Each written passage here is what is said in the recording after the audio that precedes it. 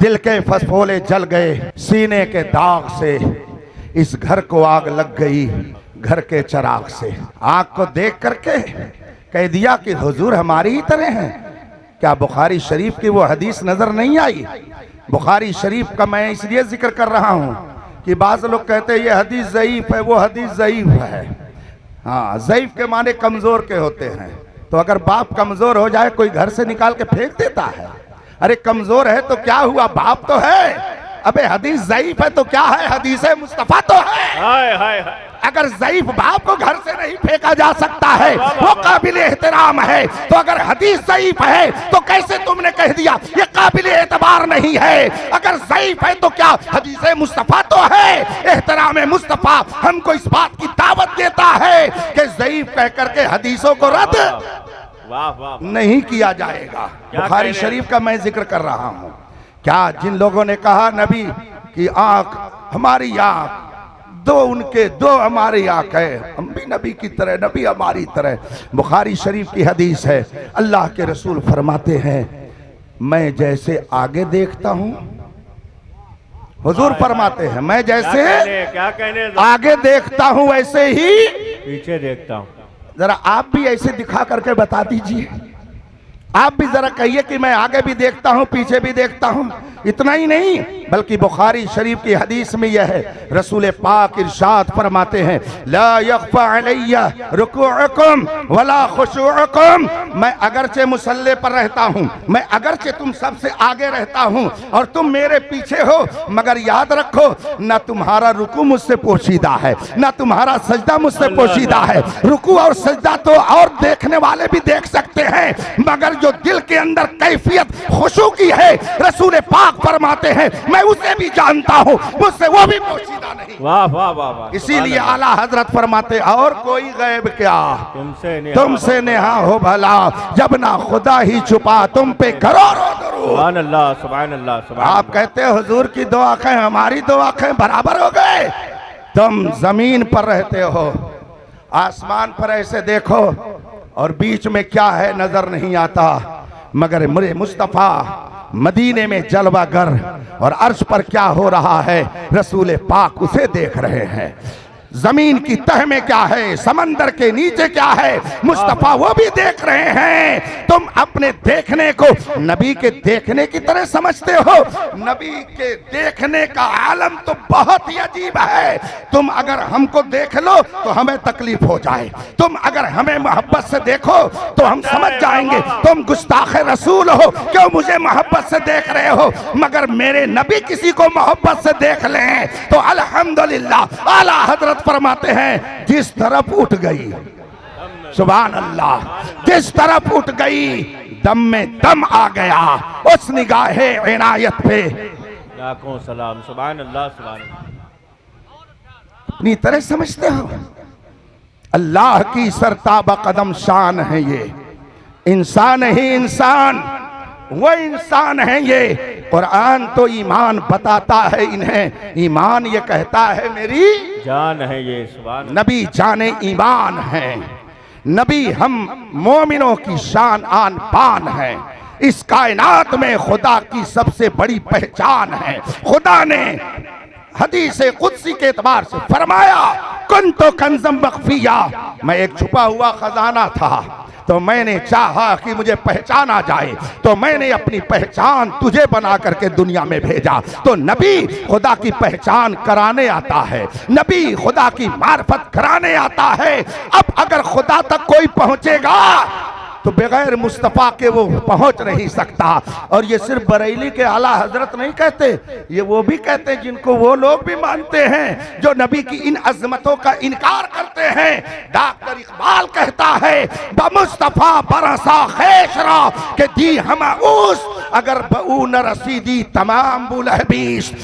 Doctor Iqbal ने कहा है व मुस्तफ़ा बरसा खेशरा, खुद को दरबारे मुस्तफ़ा का गुलाम बना दो, खुद को नबी का गुलाम बना दो।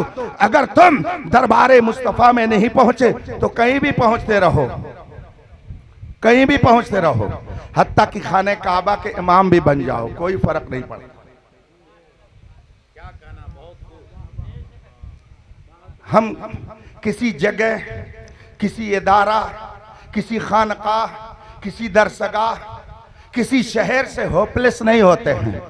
हमें कुरान पढ़ने आता है, वाह वाह वाह। हमें हदीस पढ़ने आती है।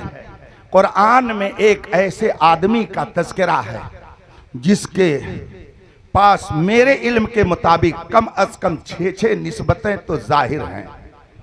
वो अरबी था, एक अरबी था, अरब का रहने वाला था। अरब को अजम पर फौकियत हासिल है। वो अरबी था और अरब का एक मखसूस इलाका है जिसको हिजाजी कहा जाता है। तो वो अरबी था, साथ ही हिजाजी भी था। उसी हिजाज के इलाके में मक्का आता है, वो मक्के का रहने वाला था। तो वो अरबी था, वो हिजाजी था, वो मक्की था। ये तीन निस्बतें तो शहर के एतबार से हैं, मुल्क के एतबार से हैं, और ख़ानदान के एतबार से वो कुरैशी था। करशी, जिस खानदान से मेरे हुजूर जलवागर हुए, वो कुरैशी था। और फिर कुरैशी खान कबीले बनु हाशिम से था, हाशमी था।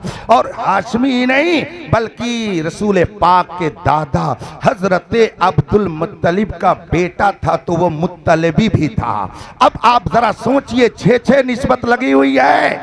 ये वो निस्बतें हैं जो कुलाहे इफ्तिखार में 4 चांद लगाती हैं कि वो अरबी है, वो हिजाजी है, वो मक्की है, वो करशी है, वो हाशमी है और वो मुत्तलिबी है। और यही नहीं बल्कि उसके हुस्न का आलम ये था, वो इतना हसीन और जमील था कि मक्के के लोग उसके चेहरे को देख करके कहते थे, इसके चेहरे में तो इस कदर हुस्न है जैसे कि आग का शोला निकल रहा है। उसको अबू लहब कहते थे। अब के माने बाप के होते हैं, अब का माना वाला होता है। लहब के माने होते हैं आग का वो शोला कि जिसमें धुआं ना हो।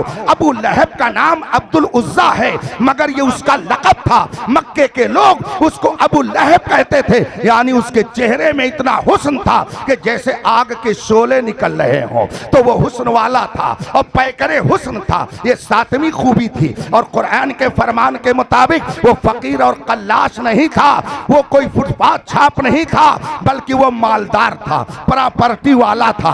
और सिर्फ यही नहीं बल्कि वो मक्के में गिरा पड़ा आदमी नहीं था, बड़ा असरदार था। वो कबीला का सरदार माना जाता था और उसाए मक्का सरदाराने कुरैश में उसका शुमार होता था।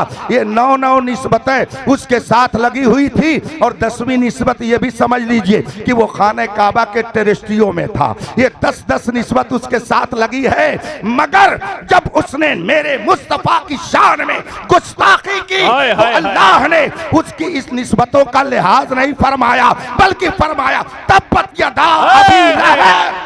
अल्लाह अल्लाह अल्लाह अल्लाह, क्या कहने हैं वाह वाह वाह वाह वाह। अबू लहब का हाथ टूट जाए, अबू लहब का हाथ टूट जाए, वह तब्बा और टूट गया, टूट जाए और टूट गया।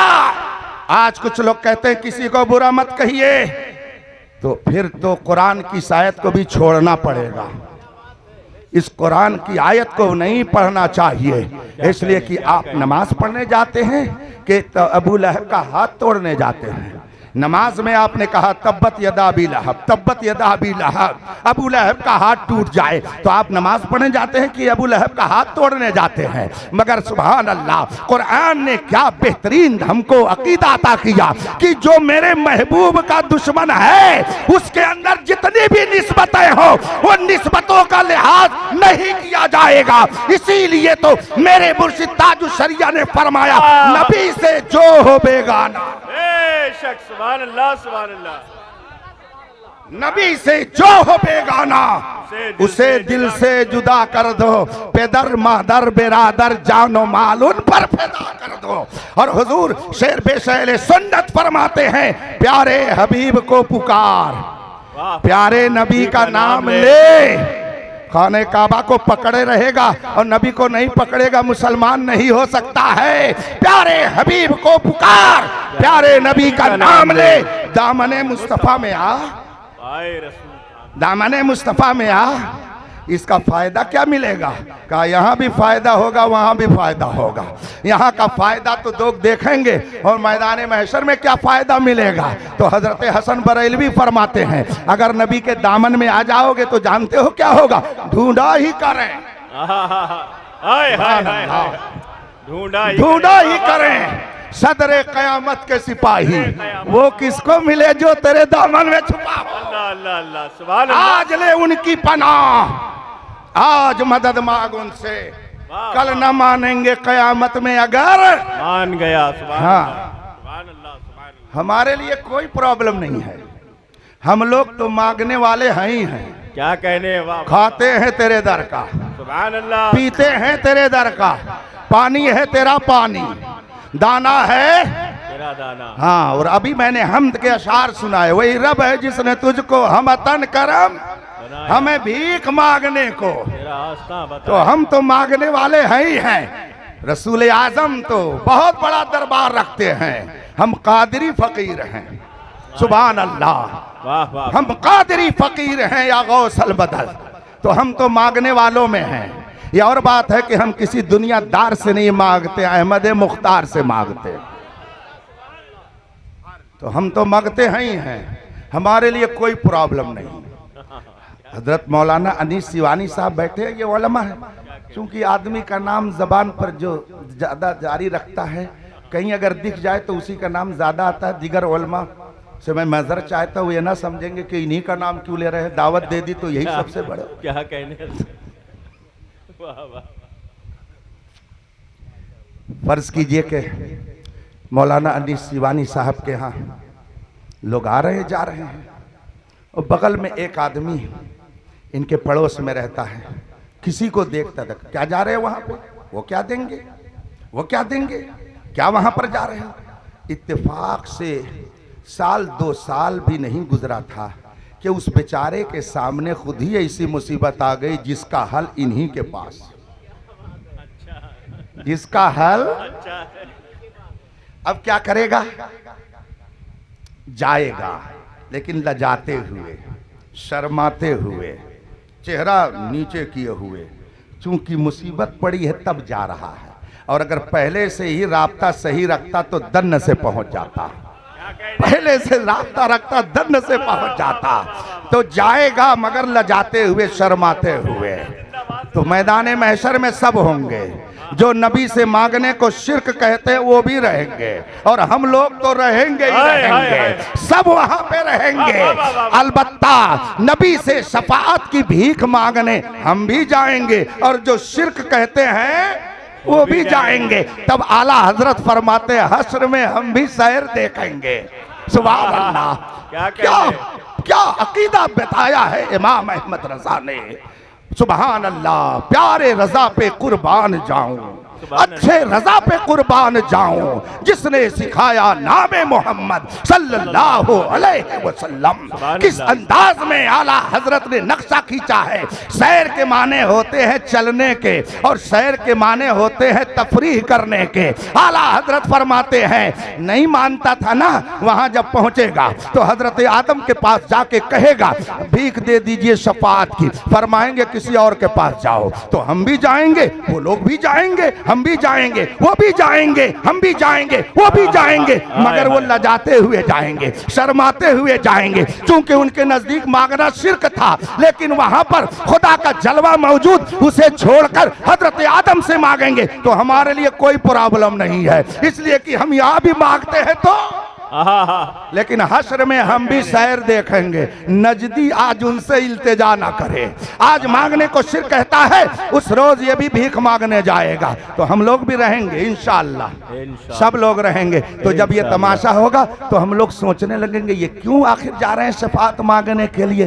तो जवाब मिलेगा, ताकि इनको जन्नत मिल जाए, इनको जन्नत मिल जाए। तो मौलाना अली सिवानी साहब भी चाहेंगे तो कहेंगे, तुझसे और जन्नत से।